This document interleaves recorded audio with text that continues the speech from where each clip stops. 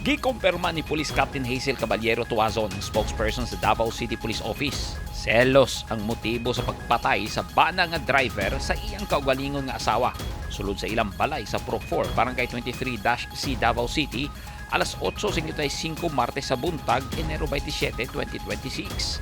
Base sa report sa kapulisan sa Santa Ana Police Station 1, nabasahan sa bana nga si alias Yusuf, 38 anyos, ang Facebook Messenger sa iyahang asawa nga si alias Riaji, 28 anyos, nga aduna kinilaing karelasyon. Wala na matod pa mapugngan sa bana ang iyang emosyon o gidunggap ang asawa sa makadaghang higayon samtang natulog kini. Nakahimo pa ang biktima sa pagdagan pagawa sa ilang balay apan kalit kining nakulaps. Yes, sir. Ang rason yun dato, sir, is zealous, sir, ay as alleged by the suspect, sir, nakabasa siya sa messenger, sa Facebook messenger sa iyahang asawa, sir, nga na ay allegedly na ay lain, sir, no? Motong nag-zealous siya and then wala niya madala, sir, no, ang iyahang kapungot, iyahang wife, motong iyahang gidunggab, sir.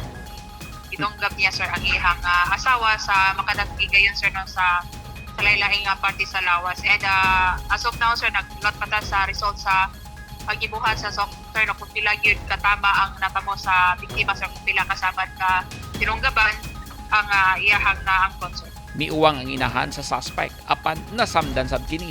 Gipangdala sa ospital ang mga biktima apan gideklarang dead on arrival ang asawa ug anaa na sa stable na kondisyon ang inahan sa suspect. Narespondihan sa mga pulis ang panghitabo o giaresto ang bana.